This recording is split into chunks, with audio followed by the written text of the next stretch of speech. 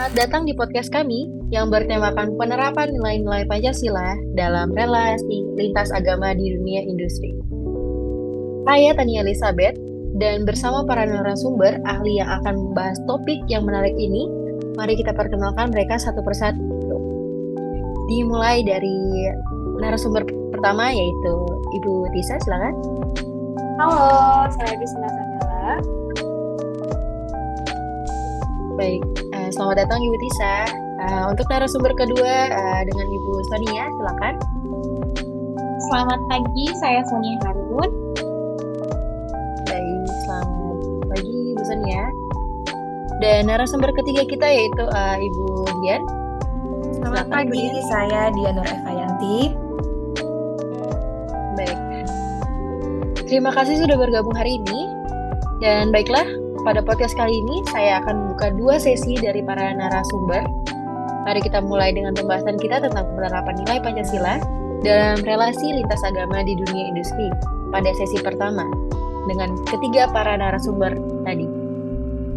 Pertanyaan pertama saya ditujukan kepada narasumber satu, yaitu Ibu Tisa. Maaf.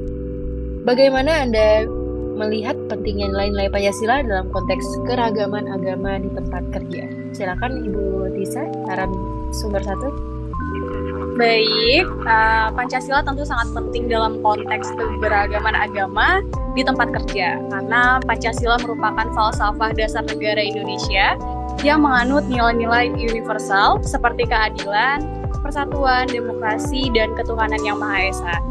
Dalam dunia industri yang multi-religi, penerapan nilai-nilai Pancasila dapat membawa manfaat yang signifikan, seperti toleransi dan menghargai keberagaman. Nilai-nilai Pancasila mengedepankan toleransi dan menghargai perbedaan agama di tempat kerja. Artinya, setiap orang berhak untuk beribadah menurut keyakinan tanpa diskriminasi. Hal ini tentu menciptakan suasana kerja yang inklusif dan menghargai keberagaman agama yang ada. Kemudian manfaatnya akan tampak pada kolaborasi antar agama yang baik, sehingga dapat meningkatkan efisiensi dan kreativitas di tempat kerja. Dalam lingkungan kerja yang inklusif dan ramah agama, karyawan akan merasa dihargai dan diterima dengan identitas agamanya. Ini akan menciptakan suasana kerja yang positif dan meningkatkan motivasi dan loyalitas kepada perusahaan. Dalam jangka panjang, hal ini dapat meningkatkan produktivitas dan akan membawa reputasi yang baik bagi perusahaan. Secara umum, pentingnya nilai-nilai Pancasila dalam konteks keberagaman agama di tempat kerja adalah untuk menciptakan lingkungan kerja yang inklusif, adil, dan harmonis bagi seluruh karyawan. Seperti itu, Ibu Tania. Terima kasih. Baik, terima kasih atas pandangan Anda. Sekarang kepada narasumber kedua, yaitu Ibu Sonia Harun. Untuk pertanyaannya, apakah Anda bisa memberikan contoh konkret bagaimana nilai-nilai Pancasila dapat diterapkan dalam hubungan kerja yang melibatkan beragam agama? Silakan, narasumber 2. Tentu saja, saya memiliki beberapa contoh konkret bagaimana nilai-nilai Pancasila dapat diterapkan dalam hubungan kerja yang berkaitan dengan agama yang berbeda. Yang pertama adalah kesetaraan dan keadilan, yakni nilai-nilai Pancasila yang mengedepankan kesetaraan dan keadilan bagi semua orang, adapun agamanya. Dalam hubungan kerja, nilai ini dapat diwujudkan dengan memberikan kesempatan yang sama pada semua karyawan, termasuk pengakuan, promosi, dan akses ke pelatihan dan pengembangan karir. Kemudian yang kedua adalah toleransi dan menghargai keberagaman. Nilai-nilai Pancasila mengedepankan toleransi dan menghargai perbedaan agama.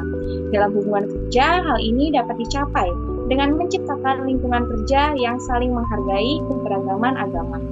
Kemudian yang ketiga adalah keadilan sosial, yakni nilai keadilan sosial Pancasila dapat dimanfaatkan ketika berhadapan dengan keragaman agama di tempat kerja dengan menghindari praktik diskriminatif atau pilih kasih berdasarkan agama tertentu. Kemudian untuk memenuhi kebutuhan keagamaan karyawan, kita harus menghilangkan kesenjangan akses dan kesempatan, serta mencegah diskriminasi atau pelecehan berdasarkan agama.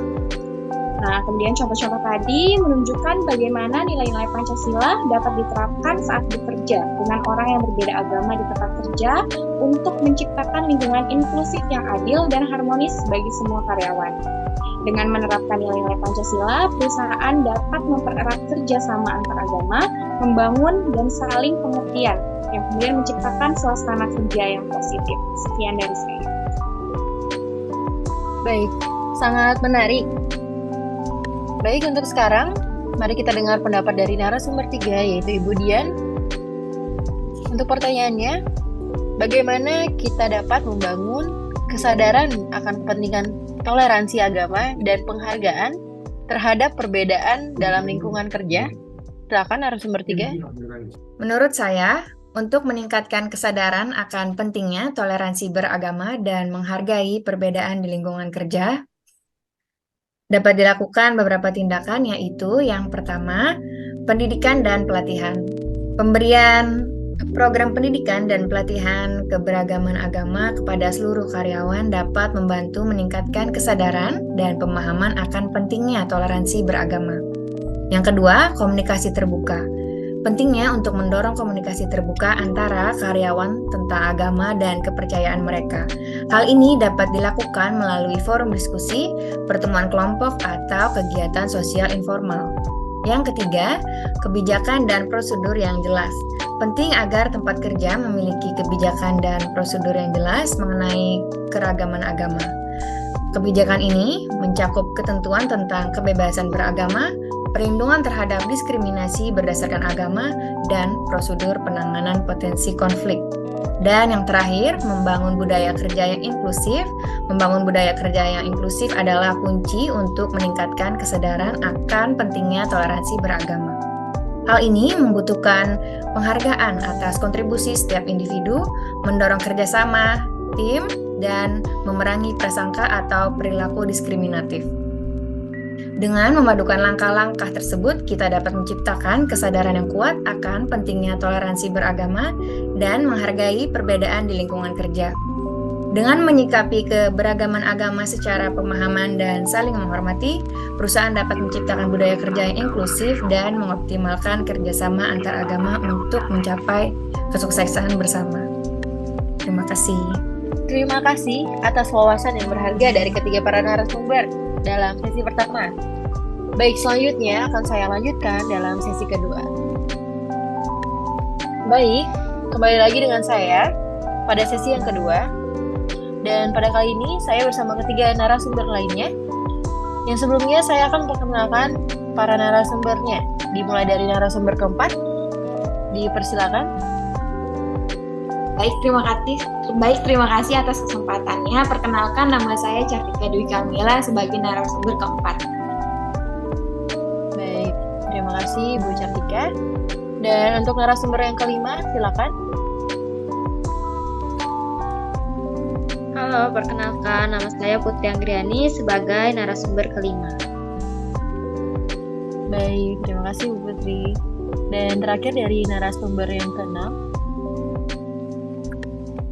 Halo, terima kasih atas waktunya. Saya Angela Vanessa sebagai narasumber ke-6.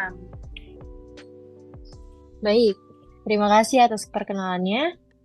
Dan selanjutnya, saya akan memulai sesi kedua dan saya akan meminta kepada narasumber keempat, yaitu Ibu Cartika, untuk berbagi perspektif tentang bagaimana manajemen sumber daya manusia dapat mempromosikan inklusi agama dan menghindari diskriminasi dalam rekrutmen dan kebijakan perusahaan. Dipersilakan narasumber keempat. Baik, terima kasih. Di sini saya akan memberikan pandangan dan saran. Yang pertama yaitu praktik rekrutmen yang adil. Manajemen sumber daya manusia harus memastikan bahwa kebijakan rekrutmen perusahaan didasarkan pada prinsip inklusi agama. Hal ini bisa dicapai dengan menghindari pertanyaan-pertanyaan agama yang minor dalam proses seleksi karyawan. Keputusan ketenagakerjaan harus didasarkan pada kualifikasi kemampuan seseorang, bukan hanya pada agama atau kepercayaan saja. Kedua, pelatihan inklusi dan kesadaran, yaitu manajemen SDM dapat menyelenggarakan pelatihan staf dan kepemimpinan yang mengedepankan nilai-nilai inklusi agama dan menghindari diskriminasi. Pelatihan ini dapat membantu mereka memahami pentingnya menghormati perbedaan agama, meminimalisir kebiasaan yang tidak sengaja, dan meningkatkan kesadaran akan keragaman agama. Yang ketiga yaitu akomodasi keagamaan. Manajemen sumber daya manusia harus mempertimbangkan kebutuhan keagamaan karyawan dan menyediakan akomodasi yang sesuai. Ini bisa berupa fasilitas untuk ibadah, waktu fleksibel untuk hari raya keagamaan, atau hari raya keagamaan yang diakui. Dengan memenuhi kebutuhan keagamaan, perusahaan menunjukkan komitmen terhadap inklusi dan menghormati hak karyawan untuk menjalankan agama mereka. Yang terakhir yaitu evaluasi dan pemantauan internal. Sumber daya manusia harus melakukan tinjauan rutin dan audit internal untuk memastikan bahwa kebijakan inklusi agama diikuti dengan benar dan praktek diskriminatif tidak terjadi di dalam organisasi. Ini membantu memastikan bahwa semua proses dan kebijakan konsisten dengan nilai-nilai inklusi agama perusahaan. Baik, cukup Kak dari saya. Terima kasih. Baik, terima kasih atas wawasan yang sangat berharga dari narasumber keempat. Selanjutnya, saya akan meminta kepada narasumber kelima, Ibu Putri, untuk berbicara tentang pentingnya dialog antar agama dalam menciptakan harmoni di tempat kerja. Bagaimana pendapat Anda tentang hal ini, Ibu Putri? Ya, terima kasih atas pertanyaannya. Menurut pendapat saya, harmonisasi dalam dunia kerja itu sangat penting ya. Karena melalui dialog antar agama dapat menciptakan keharmonisan di tempat kerja. Itu tidak bisa diremehkan, karena untuk saling memahami dan menghormati, kita perlu saling mengenal antar agama masing-masing. Melalui dialog antar agama, organisasi dapat menciptakan lingkungan kerja yang inklusif, harmonis, dan saling menghargai. Dialog ini mempromosikan pemahaman, mengurangi konflik, membangun rasa saling menghormati, memperkuat kerjasama tim, dan menciptakan lingkungan yang nyaman. Penting bagi organisasi untuk mendorong dialog antar agama ini, untuk menciptakan ruang bagi para pekerja agar lebih nyaman. Sekian dari saya, terima kasih. Baik, sangat inspiratif ya. Baik, untuk selanjutnya kepada narasumber terakhir, yaitu narasumber ke-6, Ibu Angela. Untuk pertanyaannya, apakah Anda dapat memberikan saran kepada pemimpin organisasi atau perusahaan dalam membangun budaya inklusif agama yang kuat di tempat kerja? Silakan narasumber ke-6. Baik, terima kasih untuk waktu dan kesempatannya. Kali ini saya akan memberikan saran dan pandangan.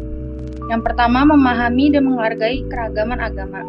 Manajer harus memahami dan menghargai keragaman agama di perusahaan, meneliti dan mempelajari baik praktik keagamaan yang berbeda, dan membantu memahami kebutuhan dan perspektif karyawan dari latar belakang agama yang berbeda.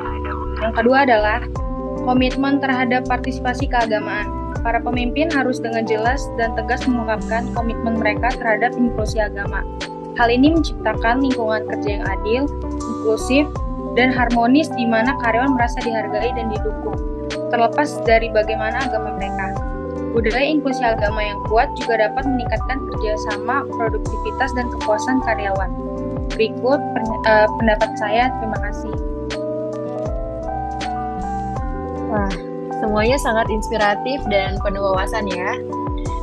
Terima kasih kepada semua narasumber yang telah berbagi pandangan dan wawasan yang berharga hari ini. Ini adalah diskusi yang sangat bermanfaat dan inspiratif. Semoga kita dapat menerapkan nilai-nilai Pancasila dalam relasi lintas agama di dunia industri dengan baik. Baik, sampai jumpa di episode podcast berikutnya. Saya Tania Elizabeth. Terima kasih telah mendengarkan.